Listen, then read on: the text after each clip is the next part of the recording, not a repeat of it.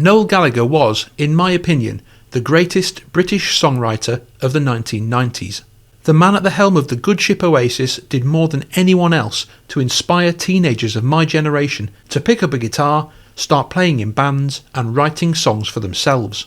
But one thing he's always been incredibly cryptic and tight-lipped about is his process, how he writes his songs and what they're about.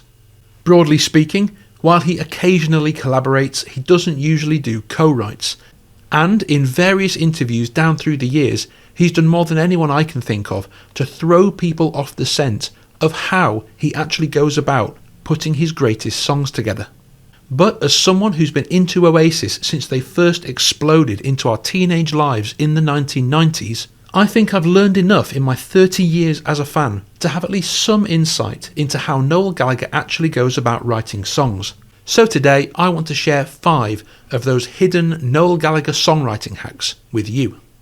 But before we dive in, a quick disclaimer. Let me start out right from the offset by saying what I can do in this video and what I can't.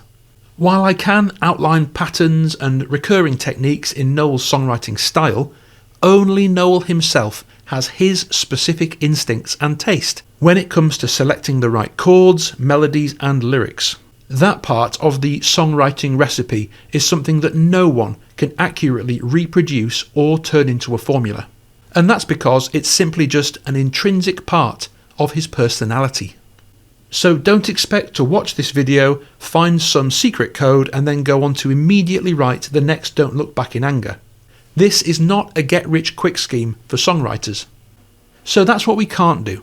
However, what we can do is analyse his songs and point out a load of things that he does regularly, many of which are really effective and that you can take and use in your songs.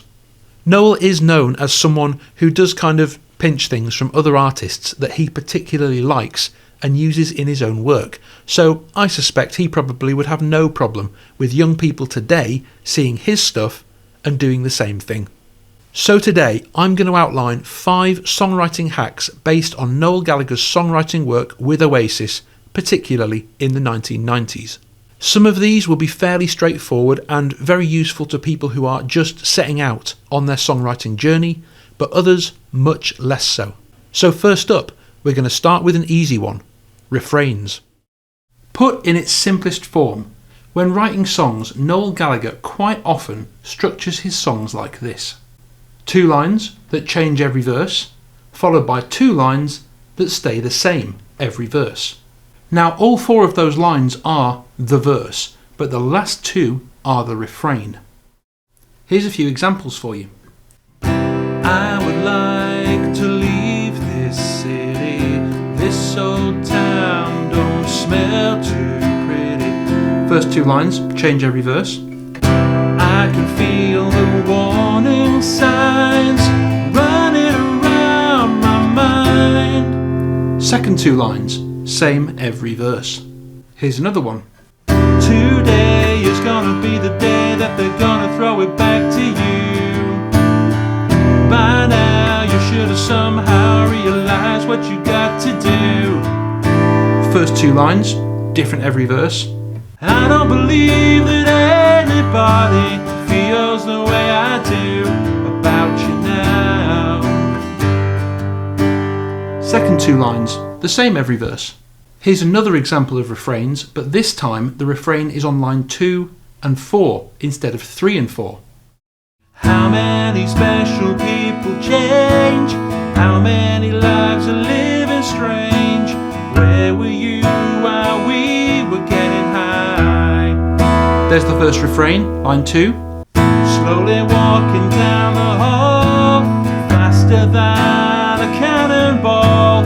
Where were you while we were getting high? And line 4. And on Champagne Supernova, they also repeat that refrain over and over and over in the outro. The great thing about refrains is they expose the listener to what should be the catchiest part of the song over and over in one listen. Have you ever heard a song 4 or 5 times on the radio, even one you didn't particularly like, but then had it completely stuck in your head for an entire week? With clever and tasteful use of refrains, you can get that 4 or 5 listens effect in just one listen. Because that catchy little hook, that refrain, comes around so many times. It gives a first-time listener something to hang their hat on, a way to access and appreciate the song quickly, without it being a chore. A short little phrase that actually ends up representing the song. Typically, you walk around humming it and singing it to yourself afterwards. Of course, you can take it too far, like much dance music and techno music, which literally discards every other part of the song but the refrain to create something most serious musicians absolutely loathe. But if you get the balance right, as Noel Gallagher certainly did in the 90s, refrains can be one of the catchiest and coolest tools in your songwriting arsenal. And a quick and easy way to get people humming what you wrote after just one listen. Let's go on now to songwriting hack number 2, the major 3 chord. Now normally when writing a song in any given key, you have 7 basic chords available to you in that key. Really, in the world of indie rock, it's actually 6, because so few people use that 7th chord, which is a diminished. So let's just say, for the sake of this video, that there are just 6. Here are the 6 chords in the key of E. You'll notice that chord 3 is a G sharp minor. In the 90s, Noel would very often take whatever chord 3 happened to be in that key, and he would do what I call genre swapping. He would switch it from G sharp minor to G sharp major. Here are those 6 basic chords in the key of G, and that 3rd chord, B minor, would often become, in a Noel Gallagher song, a B major. Or, more accurately, a B7, which is still a B major with an added 7th. Here are the 6 chords in C. That 3rd chord, the E minor, would very often become an E major. So here's an example of that major 3 chord being used. This is the sequence to She's Electric.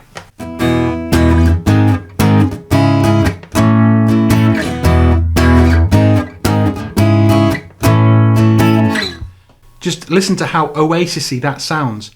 If we hadn't done that major minor switch on chord 3, it would have sounded like this.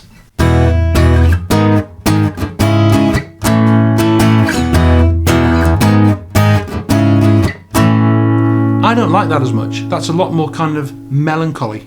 She's Electric is a great example song for this video because it also includes a refrain. It also includes hack number 1.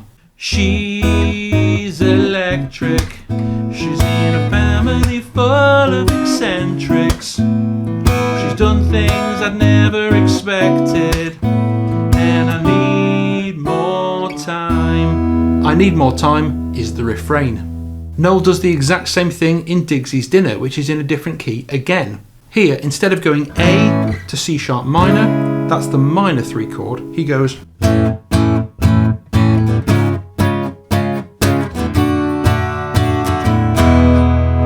So Oasis-y. And these are just 1 or 2 examples. There are loads more. That major chord 3 is absolutely central to the sound of Oasis in the 1990s. Now, of course, he didn't switch it absolutely every time. There are plenty of examples where he kept the minor chord 3, like Fade Away. But when he did throw that major chord 3 in there, it automatically made whatever he was writing at the time undeniably Oasis. On now to songwriting hack number 3, Corves.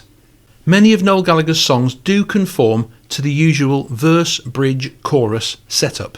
But quite frequently as well, Noel would do something quite out of the box with the way he structured his songs.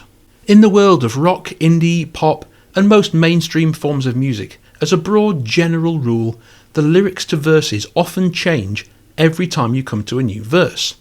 The lyrics to choruses, however, are almost always the same every time, because that's the high point of the song, the bit you want the listener to connect with the most.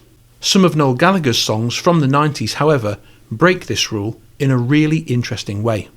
They contain 2 definite sections, one as the high point and one as the slightly lower point, but it's often nigh on impossible to know which is the chorus and which is the verse. He does this strange thing where he kind of mushes the 2 concepts together and creates core verses. So let's look at Live Forever. This opens on what sounds like a verse.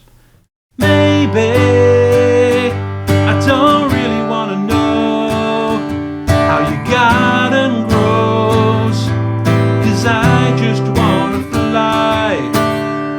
But is that a verse or a chorus?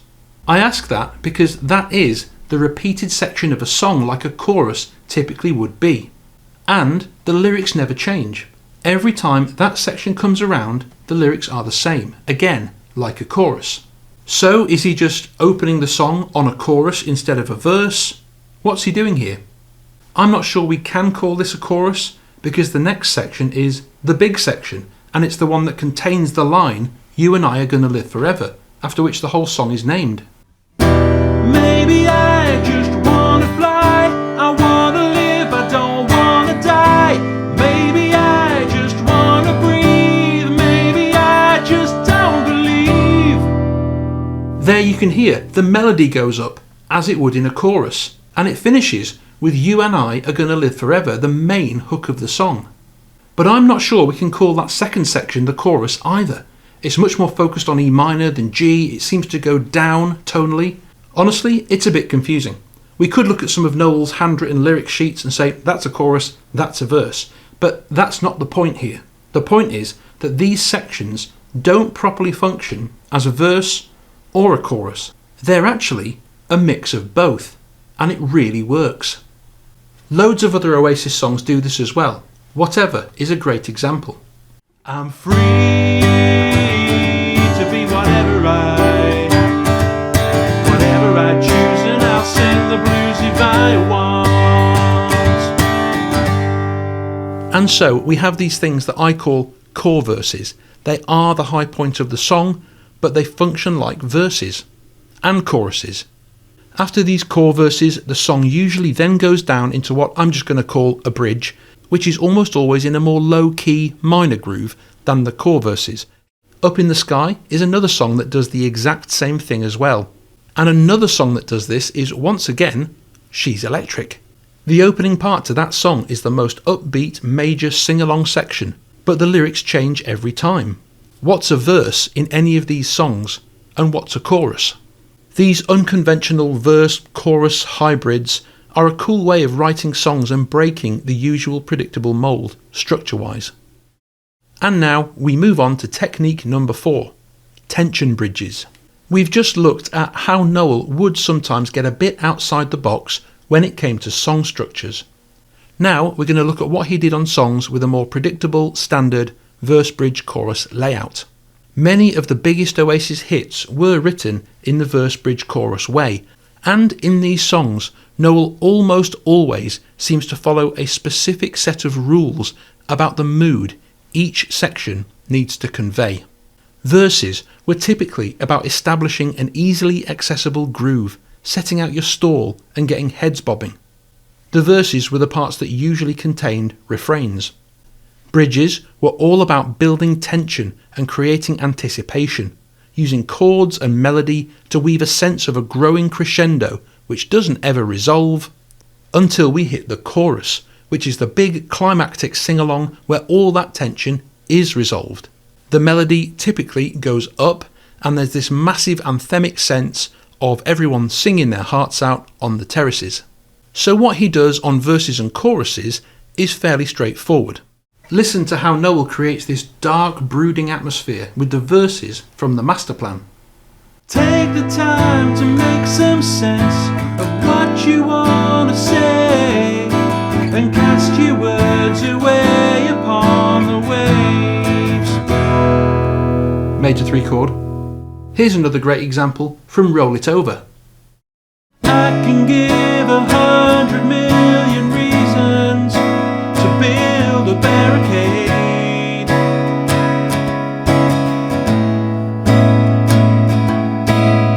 The choruses of both of those songs tend to be the massive soaring high points, but it's the bridges that I want to focus on today. It's not the soaring choruses themselves that are the main thing in this hack, it's how he gets there. The chords Noel Gallagher uses on his bridges.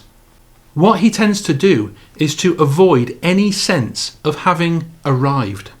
Instead, always choosing chords that convey a growing sense of tension and anticipation. Listen to the chord choices for the bridge of the master plan. And as they land upon the shore, tell them not to fear no more. Say it loud and sing it proud.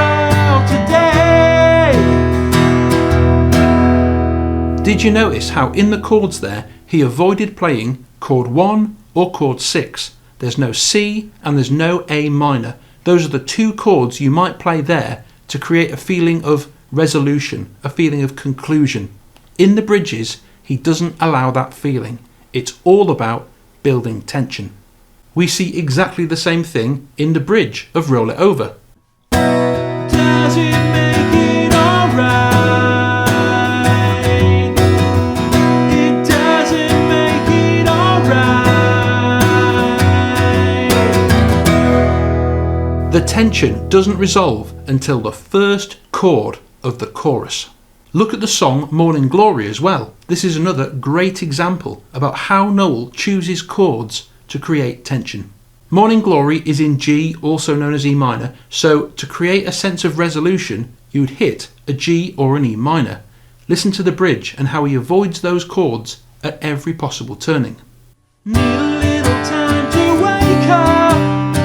Need a little time to wake up, wake up. Need a little time to wake up. Need a little time to rest your mind. You know you should, so I guess that you might as well. That E minor is the first chord of the chorus, and you might have noticed once again that B7, the major 3 chord. Here's another example in another key, the bridge from Stay Young. They're making you taking the blame. They're making it cold in the night. They're making you question your heart and your soul, and I think that it's not quite right. Hey, stay young. Major 3 chord. So, if you're writing a kind of verse, bridge, chorus song, this is a great technique to nick. Use the verses for a dark, brooding rhythmic groove, the bridges to create an ever-building sense of tension and suspense in which you avoid the home chords of 1 and 6, and use the chorus to release all that tension in a massive burst of anthemic sing-along magic. Speaking of magic, let's move right on to hack number 5. Chasing the magic. I said at the start of this video that only Noel himself has his specific instincts and taste when it comes to selecting the right chords, melodies and lyrics.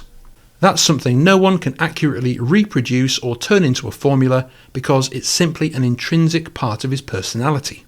And that is true.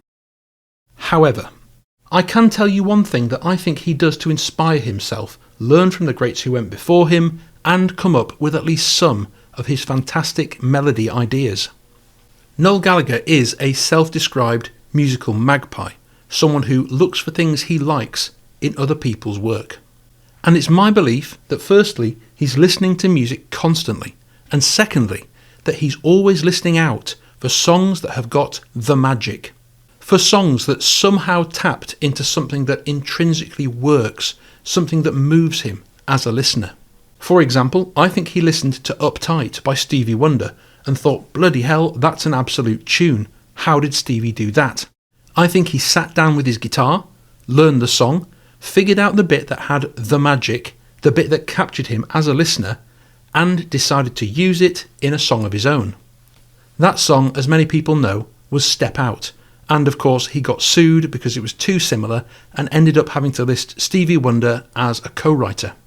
However, not all of this magic hunting is quite so obvious. He's also talked about a song called Fuzzy by Grant Lee Buffalo, which he points out as being the inspiration behind Some Might Say. If you listen to the 2 intros back to back, you can kind of hear that he took a basic blues vamp and the family of chords from that intro, but they're pretty different really. And I think this is a less obvious example of that magic hunting principle. He heard that intro, felt it had some indefinable spark, and took certain elements, the bits that he felt had the spark, and reused them. He did change that one a lot, however, so it's fairly unrecognisable. You can hear there's some similarities between that song and Some Might Say, but not enough to justify a lawsuit. And I think there are many other songs where he did this same thing, but the moment that to his ears had the magic became unrecognisable when he reused it. I think there are loads and loads of songs that Noel Gallagher heard, thought, I'm having that bit, and we'll never be able to trace it unless he just says. And if anyone's listened to the lyrics to his recent release In a Little While, the demo, he pretty much seems to just own that this is what he does. I reckon taking this to the level where someone instantly recognises what you pinched isn't a great idea, but the general principle of kind of hunting the magic in other songs, of hearing something that absolutely captures you and going, I want to take that, replicate it and build on it, is great. If you hear something that to your ears just has the magic, figure it out, mess around with it, try to rework it into something new. Even the Beatles did this exact thing. Come Together, for example, was initially lifted from You Can't Catch Me by Chuck Berry, which contains the line, Here come a flat top, he was moving up with me. Apparently it was originally so similar, this lift, that Paul had to work with John in the studio to try and make it less similar to avoid a lawsuit. But Lennon still got sued, nonetheless. But that just goes to show that that principle in rock music has always been there. If you hear something that has that indefinable special something, take it, rework it, and create something new and brilliant with the ingredients. And that's it for my 5 Noel Gallagher songwriting hacks. There is of course far more that could be said on this subject. I could have made this a 50-point video. But I hope the 5 points that we've looked at in this video inspire you to apply some of them to your own songwriting and to learn from the greats of my generation just as they learned from the greats of theirs. Thanks so much for watching, and as always, I'll see you next time.